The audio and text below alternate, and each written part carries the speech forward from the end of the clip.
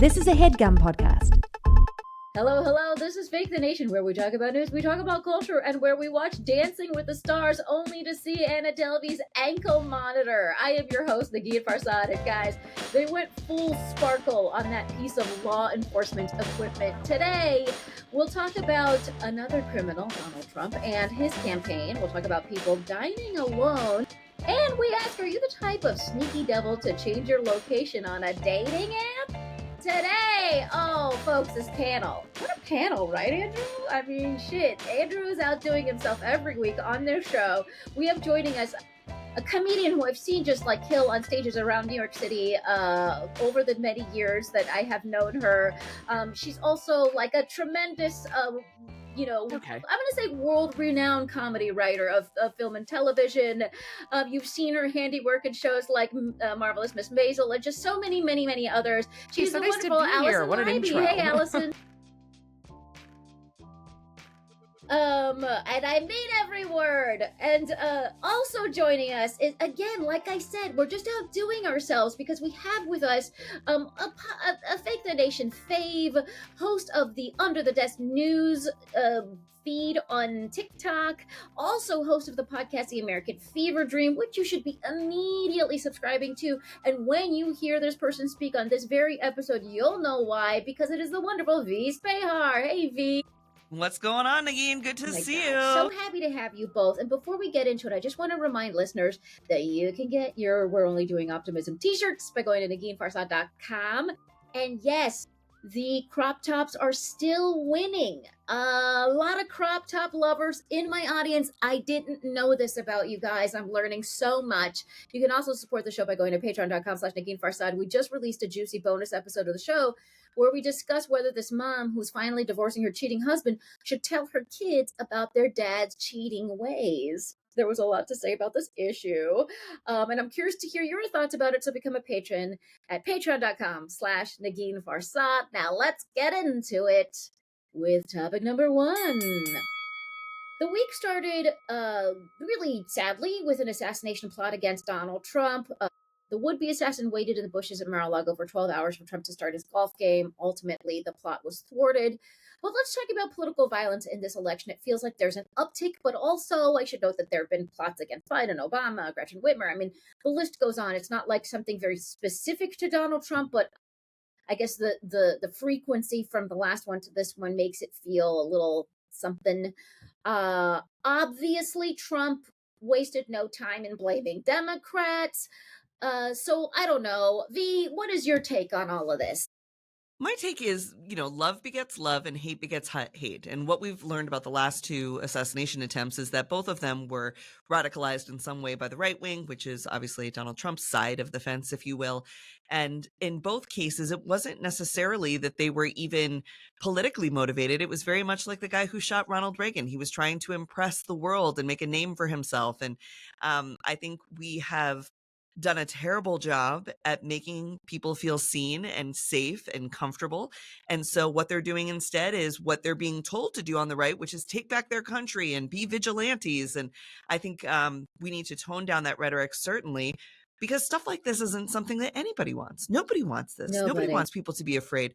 And again, in both cases, we're talking about men who had a history of despair, sadness, anger, and probably shouldn't have had a gun in the first place. So what are we doing with the common sense gun reform here just to make sure people like that don't get those kind of weapons of war?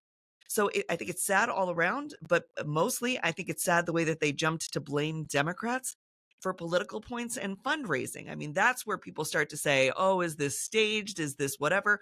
Which I think is equally dangerous because it wasn't. And that is a great way of making you feel safe with something that is actually quite dangerous. I should also, you mentioned that the guy that wasn't politically motivated. I do think, obviously this person is still alive and can probably shed some light on this at whatever point. And then now they have a lawyer. So we don't know very much yet, but he did vote for Trump in 2016. Then he became a Ukraine zealot. Voter records show that he registered as an unaffiliated voter in 2012. And he also made 19 small donations, totaling $140 since 2019 to Act Blue, which favors Democrats. So again, he is sort of all over the political map in a similar way that the last guy was all over the political map, and that you couldn't like exactly tell the the political affiliation. Though one thing was for sure, he was very pro Ukraine. And very pro Nikki Haley and Vivek Ramaswamy. Like he thought like, oh, if I could get rid of Donald Trump, maybe Nikki Haley will get to be the choice. I mean, these are not people who are thinking, Right. but this is the thing. We can't take what they're saying with any kind of rationale. These are people who are, deeply disturbed.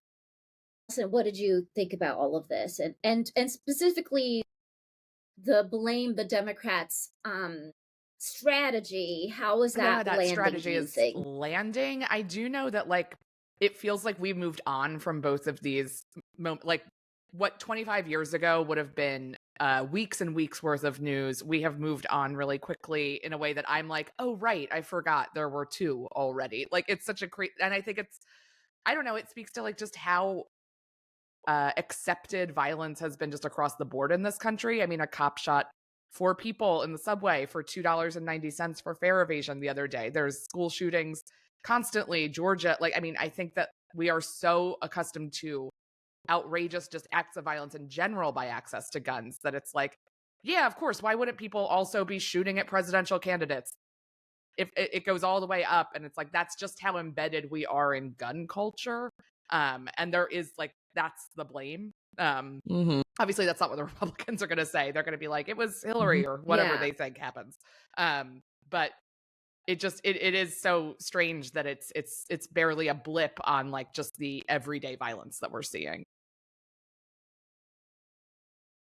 My favorite little like shtick that has come out of these last couple of attempts, or in fact the first one, was that people were like, we should have a gun control bill that's called like the Save Donald Trump from further, to make the Republicans vote on it. Make the Republicans vote on it. It's just like, do it. Vote against this fucking bill that has your hero's name on it. Vote against it, you know? And I mean, they voted against IVF yesterday, so you never know. I mean, they're not afraid. We're going to get to that in just a second. But yeah, no, I mean, it's again, nothing about, I think my main, literally, like just the first thing I wrote in my notes, as if I needed to write this at all, was it's all about guns. And it is all about guns. It's fucking all about guns. It's about our relationship with guns. It's about the prevalence of guns. And by the way, this fucking guy was already convicted of having a machine gun in like 2002, which is the only type of gun that's difficult to get in the United States. Because why? There's a piece of legislation from like 1936 that has outlawed machine guns, which is why you don't actually see very many machine guns in these killings, which goes to show that when you do legislate on these matters, there are positive effects. So anyway, I feel like my face is gonna explode. Like I'm so angry because it really is all about guns, and any other discussion to the contrary feels fucking ridiculous. Which is why we're gonna move on and talk about we're gonna talk about pet eating claims from the debate that will, I know, I'm so sorry, both of you. These claims will not die, mostly because J.D. Vance was out there on the press circuit doubling down. He told CNN, quote, if I have to create stories so that the American media actually pays attention to the suffering of the American people, then that's what I'm gonna do. And it sucks because poor, battered Springfield has had multiple bomb threats. They've had to evacuate schools. It has really sucked for them, this national spotlight on this most absurd and false claim. So I don't know, Alison, Riz, what do we don't what listen. do we do? No.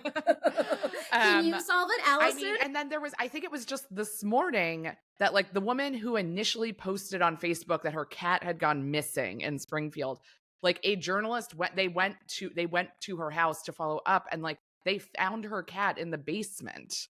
And it's like, we are now like a week or 2 weeks or 30 years into this story. I mean, my God, time passes in a way that I don't even want to try to measure anymore. But it's like, it is like, and I saw someone say, I don't want to take this as an original thought. I saw it on Twitter and now I'm saying it here, but it is like, there is like a little bit on like journalism to be like, don't let them just run with this. Let's like, we know they're lying. They're telling us they're lying all the time. Like, I would love if there was some more like investigative journalism that like actually like from the jump, instead of like a week later, somebody checks in and she's like, I found my cat. He's in the basement. And it's like, oh, well, your Facebook post ignited actual violence against human beings who have nothing to do with your cat being buried under old newspapers or whatever's happening in your house. Mm-hmm. You know, and then the other, I think it's part of this thing of like, when the actual news comes out, it doesn't that Right. debunks the myth. It doesn't get as much coverage as the myth, and so that's like this sort of age-old problem, or I don't know if it's an age-old problem or like a couple decades-old problem. Because the other thing that was also debunked was that the guy who posted the picture of the Yeah. like the supposed immigrant holding a geese. Or a City, goose. we're city What is gal. it? We're Is city wait, gal. a goose? Goose. Sorry, I have dyslexia over that term. Yeah, the guy who was, he just thought it was like funny to see someone, because in that he wasn't eating that goose. You know what I mean? That guy posted like, I really wish I had never posted this photo. Like, I just thought it was funny to see that. Like, I had never seen that before, so I posted it, but it had nothing to do with anything. And so it wasn't even from that town, and it was like a genuine not like even from that cleanup town. thing. Exactly, Yeah. it was a genuine cleanup thing. Exactly. V, what do you? I mean, what do you make of all of this? What do we do? Look, there is no evidence that Haitian immigrants are eating pets, but there is evidence that Robert F. Kennedy Jr. has eaten a dog. Okay. So, and he is endorsing Trump. So, like I say with the Republicans all the time, every accusation is an admission. Their guy, there are pictures of him with roasting dogs. And then all of a sudden they're like, no, it's the Haitian immigrants. They're doing this terrible stuff. I also think it's not on purpose that they picked Haitian immigrants, because Haiti has such a rich history of rebellion against colonialism and standing up for themselves and being an incredibly resilient group of immigrants. And of course, they're going to go after them and try to like knock them down for whatever reasons. And I just think it shows what J.D. Vance is willing to lie on his own people. He'll be willing to lie to the rest of America. And they're weird. They're weird and they're obsessed with this kind of stuff. Another thing that Trump said recently was that they were doing transgender surgeries in schools on children. And I had to call the board of nurses to like fact check it, because Poinier Institute and Media Matters that I work with, we were like, I'm like, can't we just say, obviously that's not true. Children aren't going to school and coming home 3 days later with transgender surgeries. And they were like, no, you actually have to like fact check it down. And like, can you, so what did they the board of nurses answers, they're like, are you kidding me, ma'am? What the question is this? Right? But you have to ask. So, and then we like did a thing of like school reports of even children who may have had their genitals injured on the playground on accident. Would that be something that they were trying to consider transgender surgery? The amount of time that journalists have to spend debunking their chaotic and insane claims is purposeful, I believe, and a strategy on their side, because otherwise we're talking about things like Project 2025 or Trump's potential affair with Laura Loomer or JD Vance lying on people. And they'd rather we run around and fact check their absurd claims. You know, the other thing is, because, you know, to hear Vance, and the other fun thing about Vance is he's literally the senator of the state that this town is in. So their idea in reaching out to JD Vance in the first place was literally having nothing to do with pets, but having to do with just like a housing shortage and whatever that was being faced by the community because of legal immigration and because of a nationwide housing crisis, right? That's also affecting the town. The mayor has spoken out saying that these conspiracy theories are hurting the town. The governor has spoken out saying that these words are absolutely untrue.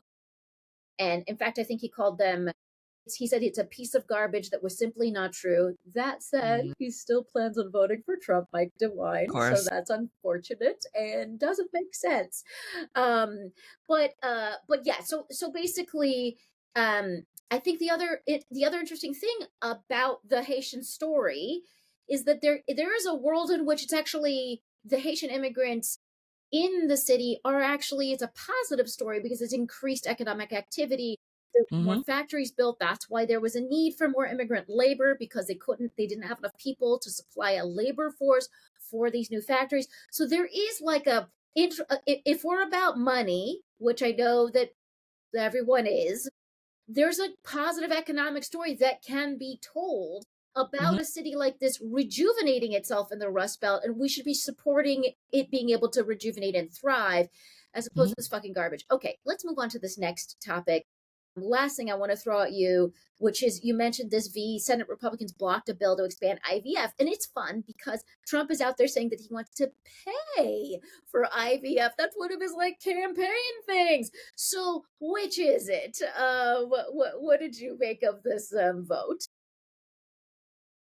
They just shoot themselves in the foot all the time, right? I mean, JD Vance is out here saying that IVF is basically for weakos, right? Like this is going to be something the gays and the weak families are going to use to have children they don't deserve. And if you had strong sperm, you wouldn't need this. We've got Trump and Vance people walking around with specimen cups that say JD Vance jizz on it, that they're trying to like troll Tim Walz with. Which to me, again, they're so weird, right? Like So this weird, whole yeah. crazy thing. And then what they didn't realize, and I was on the Meghan McCain show last week and we were talking about it, is just how deeply this rhetoric, this anti-IVF rhetoric and this childless cat lady stuff has affected conservative women and families who also use IVF. I mean, if there's one unifier to Americans right now, it is that it is difficult and expensive to have children, and we want to have children, and we want to be able to use the science that's available to us to grow our families in the ways that we choose, not in the ways that the government chooses. So I think him being out here talking shit about IVF, and then Ted Cruz being the one to be like, here's the IVF bill, and then every single one of his friends and him vote against it. Like, you guys are nonsense. You're nonsense. You're gridlockers. And I mean, think the it's just American also people are that like truly it's like sick of it. the left hand isn't talking to the right Alison. hand, but like no one seems to care. Like, I think that's what's been so frustrating about it is like, Yeah. if you asked, I think a lot of supporters of the conservative movement, like, well, Trump is saying this and they're doing this, like, what do you like? They're just kind of like, okay, like there is no, it's just like, well, whatever they're doing in whatever way is fine with me. And like, that's what's so scary about moving into this election is how little the actual actions of this party versus like what they say they're doing. And it does kind of go back to like Vance's lying and the way that you just can't put the toothpaste back in the tube of saying something that's terrible. Like the truth that comes out later in a story is never gonna undo the fact that so many people think. So like Trump saying, we're never going to ban IVF. We love IVF. We're going to pay for it. And then Republicans voting against its protections. Like, it doesn't matter because people are going to be like, well, he said he's going to protect it. So I'm just going to go with that. And that's what's really, I guess, like terrifying about the electorate.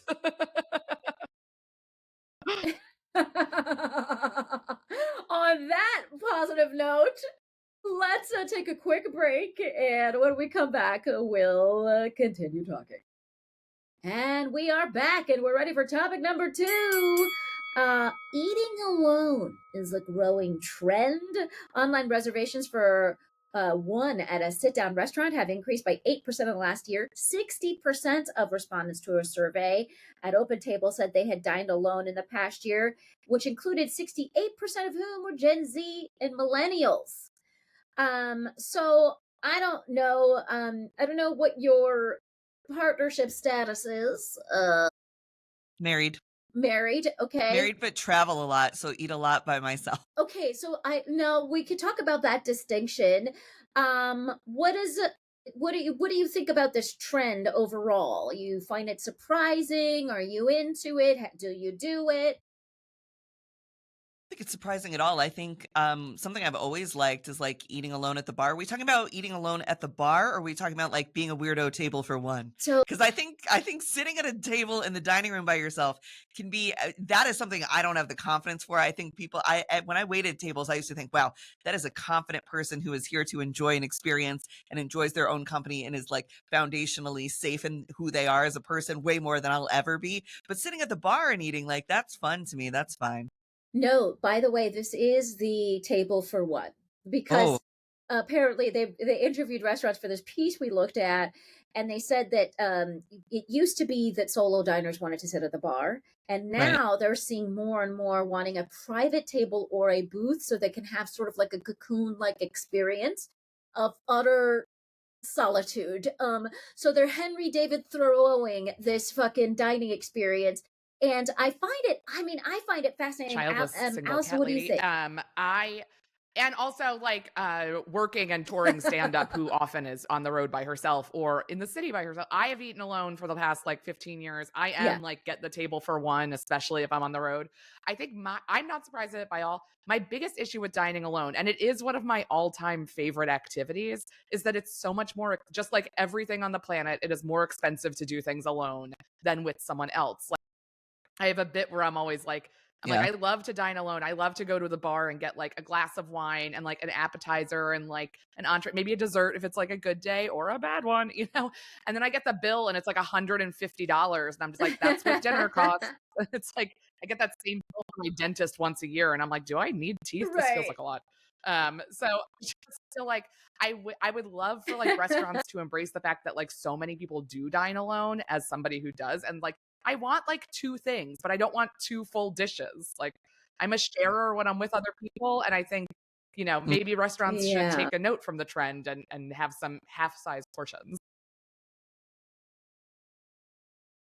Well, it's so funny because I feel like when I know a restaurant well enough, like the waiters and stuff, that I've been there a lot, like I'm a regular or something, I will say stuff like, hey, you know what would be really useful is if you offered a breakfast dish with a side of pancake, just one One. small pan, because I want the experience of a sweet little thing, but like starting Yes. my day that way feels wrong and ridiculous. But yeah, I'm totally with you, and I wish they would offer like half see things so that you could Yeah. be like, I'm here to just do a tasting. But I don't want to, I don't need a Right. When the tasting salad is menu coming in at a a mixing Michelin star bowl, it's like, restaurant. can I just get some of that? You have so much of it back there. Just give me a smaller bowl Yeah. of it. I don't have to pay much less, just like a little less.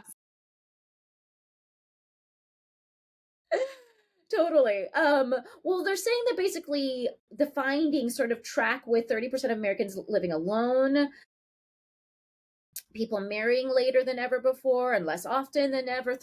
37% of Americans aged 25 to 49 were married with kids, which is down from 67% in 1970.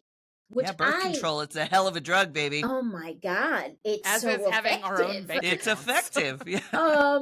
Credit cards. Yeah, these are things that help.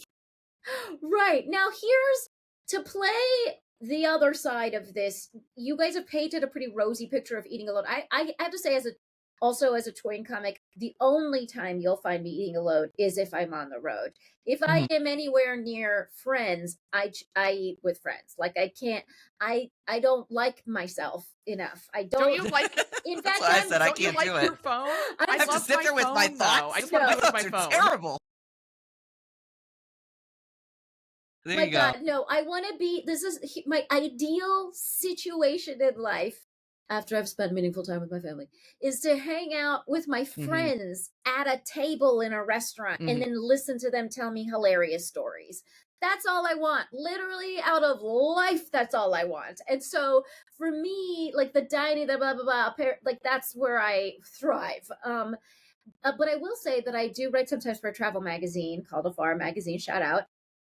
The first time I wrote for them, I went to a city and like I was like, oh shit, I gotta like do all kinds of dining alone because I have to talk about restaurants, I have to talk about all these experiences. And that was really fun because I would go and I would sit at the bar and I would say to anyone who remotely looked like I could talk to them, I'd be like, hey, hi, my name is Negin. I'm here with a travel magazine. Like, and I was just like talking to everyone. And there was something about the the guys of the travel magazine that made me feel so confident about talking to people. And that I found extremely fun because I walked out of every situation with like a bunch of stories. I'd be like, tell me what you think. Like, how has, the city changed? Like, where do you like to go? Like, I would ask them. It was that kind of thing was really fun. But No, as a waiter, I couldn't. Every single time I waited tables that was a single person, I'd be like, you waiting for somebody? You doing all right? Let me get you a little something from the kitchen on me. I'm so sorry you're here alone. Well, that's the other thing is that in the the piece that we read, they said they interviewed a lot of restaurant owners who said that they advise the wait staff to take extra time and speak to the solo diners and have a chat or whatever. And I was like, does this mean that the solo diners are fucking starved for a chat? You know what I Could mean? be. What is depends. that? I think Some you of can them. probably sense Some a of 'em. vibe when you like walk over to somebody if they're like looking for some attention Yeah. or if they're like, please leave me alone. I am having an alone meal for a very specific and sad reason and I want to just look down. Like, I feel like you would know immediately. But I will say, eating alone a lot, I do get sent a lot of like dessert. And I'm like, all right, I'll have it. Yeah. I Do also you really? That's fun. listen, my cousin Kristen was an icon at this. She's very beautiful, very confident single woman. And she would go to restaurants and be like, Wow. I know that some man's going to pick up this tab. Like when she would solo travel or anything else, she'd go in, she'd look hot, she'd sit down. By the time that Oh, entree my came God. out, some man had joined her table or come over to say like, are you dining alone, milady? And so, Yeah, for sure. I don't know. I think there's some baiting going on there too, you know, could be. Girls got to eat. Like my grandma said, girls got to eat. Okay, all right. I mean, I'm fine with upending the Yes. patriarchy in however way we can. We do. The redistribution of resources via solo dining. I'm into it. I do just want to say though, like the thing that this seems to for me, what this also seems to track is like we spend so much time like we one of the things we talked about a few weeks ago was like the increased hearing loss among millennials and Gen Z from earbuds. Yeah, they're seeing it in younger and younger ages. Also, I randomly talked to a doctor who's like, "Oh, I see so many. I have to remove so much like tumory tissues, bad tissues in people's ear area because of the heat from God. Bluetooth devices or whatever." Anyways, Wow. yeah. That's probably why Apple now has hearing aids built into their iPods. Yes. They were like, we caused the hearing loss. Now let us help you deal with it. It's like cigarette companies that make vapes. They're like, we created a problem and a solution and a problem. Yeah, exactly. And so to me, I'm just like, I don't want to, I would love to see a world in which we don't like cause all these people to like be like, have more reasons to be alone, to like listen to their devices, to like, I don't know, to just like insulate. And then we are stuck with a happiness problem, which has been, verified as like a national health crisis. So anyway, I might be making too much of a big fucking deal about it. And this is just about fucking fritters at the table. And it's not a big deal. But if it is a big deal, Negin Farsad is here to worry you about it. All right. Let us move on to topic number 3. We're going to talk about another trend, which is changing your location on a dating app. Now, in my dating app days, I would change my location if I was traveling and wanted some unseemly connection for an evening. And mostly that resulted in like swiping, but like not acting. I wasn't like terribly adventurous in that way. That said, I did like the option. I thought that was like, ooh, who can I find in Dublin? You know what I mean? But now people are changing their locations entirely to just increase or change the results. Now, Alison, is this something you've done? Are Very you on briefly, the apps? like dabbled in like being on an app like maybe 8 or 9 years ago, and then I was like, this just isn't for me, and that's fine. But like, I think I totally get it if the point is I'm in Toronto for the weekend and I'd love to like meet up with someone. That makes sense. But I think I can't remember if you know him, Jared Freed, great comic, talked about this. He's so funny, and he was talking about, I think he was specifically talking about being a guy who's dating in New York City. And women who he was seeing were putting New York City as their location, but they actually lived in like central Jersey or in Westchester. And he's like, and they're like, well, I'm always in the city. And it's like, well, that to me feels so counterproductive unless you want to immediately move somewhere. Cause it's like, I thought the whole point of like dating was to be like, oh, good, and apps is like, oh, I found somebody who fits into my life that I'm already living. Like that's why it's location based to begin with. Is like, this is it's not. I'm not like reading a classified in California when I live in Kentucky, or like a mail order or something like that. Like it's just, the point is like, you're here, I'm here, let's meet up. Maybe this is a connection. So if you're on the apps to date, I feel like it doesn't make sense to me. But if you're traveling and on an app to fuck, then I say go forth. Well, and also, Allison, does it feel like, there's like a sneaky, Yeah. just like an And element it's of like, lying? There's just an element of lying, right? When you're like, no, I live in Jersey, but and I'm like really the first thing specifically you looking see for on like someone in most of the Manhattan. app interfaces that I've seen is like a photo, a name, and a location. It's the third thing you learn about somebody. And if it's untrue, like where are you going from there? Right. Say, and I don't know, V, if you have friends that like fall in this category, that I have friends who date who like specifically would never like want to, I mean, this is wrong of them, but like they would never go on a date with someone I who lives in wouldn't. New Jersey. You know what I mean? Yeah. Or Brooklyn. That's too far. Brooklyn's too They're not far. doing interborough fucking No. dating. That's not No, happening. but So I don't know. What did you well, think? what I'll tell you from the lesbian perspective, Yes, why I please. would think that the queers are switching up their location is they tend to run through the dating pool fairly quickly. And so if you are in New York, right, it is very likely that your ex is somebody else's ex and those friend groups are already X'd out. And so I think for purposes of like expanding your Totally. dating pool, I can understand why some people might say, oh, I'm in Philly or I'm willing to go to DC. Also, lesbians notoriously have across country relationships and then move constantly for each other. So I think in my community, I could see where this would be less of a problem because they'd be like, oh, you're actually in California? That's fine. I'll start walking now. Like there, you know what I mean? So, and the dating pool crossover is very tricky for lesbian women. So I could see that being a thing where they would just widen their circle quite a bit. But I think you should be honest in that first text, like, hey, I'm looking for somebody who has a house in the Poconos because winter's coming and I want, to make friends with somebody where I can go skiing or whatever. Right. Well, what's funny is that I remember when I first had a job, I was a forensic investigator of economic crimes at a consulting firm. And I always know. forget you were serious before. I know.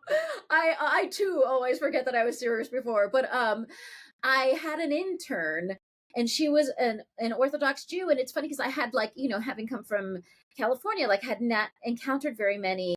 And she, for some reason, we were like having lunch or something. For some reason, she told me about like her marriage prospects. I mean, she was probably like 21 or something. She was still in college. And she was just like, the way it's going to work is my parents are going to look for something in the tri-state area. And when we run through those options, they'll probably look to London. And like, that's how she expressed it to me. And I was like, oh, that's interesting. So is that happen? Like you run through, like they're not, you run through the pool. And she's just like, yeah, that happens, And I was like, all right. And so the Venn diagram between these like Hinge daters and the Orthodox Jewish community is very strong. But I also think, one of the arguments that they make about doing it is that it's easier to stay connected with people in other cities and that you could do a long distance and it's less of a big deal. I know, V, that you're like, you have a very strong social media presence. You're very pro TikTok. Do you find that like social media plays into that communication if you were to like have a relationship? Totally. I think people use social media to date all the time, even outside of their apps, because things like your TikTok posts are geolocated. So I have a very big following in Washington, D.C., where I post a lot from and a lot in New York, right? Because those are the two places that TikTok thinks I am and assume that I have a lot in common with the people who also live there. So I could see people now. It allows you to say where you're posting from. I could see a lot of people posting from LA or trying to like up their clout and say I'm in Chicago or I'm in New York City, and they're not, for that same purpose to like grow an audience in those particular areas. I think people also have a lot of dreams, and I believe in manifesting your dreams. If you're living in Texas and you're like, I don't want to date somebody from here because I want to get out of here, I'm going to set my location to New York, and then I'm going to set my sights on moving up there, or at least making friends up there and making that my pool. Like I think that makes total sense. Yeah, I also now when they set it to the Olympic Village during the Olympics, I think that was a little misleading to people. Well, I also feel like there's a difference between like a 22-year-old setting their location to another city aspirationally and like a 35-year-old where your expectations of dating are just like completely different. I mean, maybe they're different. I don't know. I was also a slut at 35, but like, it's just it's just interesting. Like, I think it's like way less of a big deal. And I guess I don't know which of these apps is the most serious app Yeah, about like, no, I I'm don't know. actually in it for a long-term relationship. Maybe the people on that app should just like be strict about their locations, you know what I mean? So that they're not giving off the wrong. Basically, I guess what I'm Yes. advocating for is everyone act Yes. ethically. Be honest You and know what that transparent means. about what's happening with you. Yes, be honest and transparent about what's happening with you, and love will come. It's funny because one of the stories in here was about a person who was living in Glasgow, and she changed her location to Manchester because she just felt like she had dated everyone in Glasgow. Now, I feel if you can't fucking find yourself a partner in Glasgow, like, what do we do? What are we all Right. doing in What's this Manchester world? got to offer you that Glasgow doesn't have, you know? Exactly. It Like, wasn't that different. get the fuck out of here. And like, you're not, you know what I mean? Okay. So I just thought that was ridiculous. Folks, let me know, listeners, what do you think? Are you changing your location? Tell me. I don't mean to shame you about it, except for slightly. All right, that, my friends, is the end of the show. What a fantastic conversation. I love having you both on, and I want the people of Faith Nation to be able to have access to your many talents. You can come see me do Alison Leiby, stand where up do they do that? in New York or on the road by following me at Alison Leiby, ALISONLEIBY. On Instagram, I guess that's like the only place I know where to put all my shows at this point. I hate this ever-changing landscape of the digital plane, and I'm just like, can't I just have a calendar and paper that I mail to people? But so you can come see me do stand up, or you can listen to my podcast Ruined, Yeah. wherever you get your podcasts, and it's where my best friend Hallie Kiefer ruins a different horror movie for me every week that I refuse to see. So if you don't like horror, or if you do like horror, it's like for you. V, where do they find you? You can find me all over the internet at Under the Desk News, and you can find me in podcast land at the American Fever Dream podcast with Betches Media. It's a great show. Me and Sammy break down twice a week the craziest things that have happened in politics, how it'll affect you directly, and what you can do if you want to do something. Folks, you know that I'm about doing things about it. So check out that podcast. You know where to find me and all the things that I do. Again, you can go to NeginFarsad.com for your t-shirts, patreon.com/NeginFarsad. To support the show. Don't forget to subscribe to us at youtube.com/NeginFarsad, although most people don't enjoy the show on YouTube, which is the most sensible thing because it is a podcast. That said, hopefully, I have also received some comments from people that they enjoy commenting on the YouTube because it's easier to comment on the show, the discussion points of the show that way, which I didn't think about. So for you guys, thank you for subscribing, and I'm glad you found a way to be able to like have discourse on the show. Otherwise, I want to thank everyone who makes this show a possibility. That's our wonderful producer, Andrew McGuire. Everyone at HeadGum. Thanks to Gaby Alter for our theme music. If you have any questions or comments or concerns or thoughts, you can email us at fakethenationpodcast@gmail.com. And otherwise, we'll be back in your earballs next week.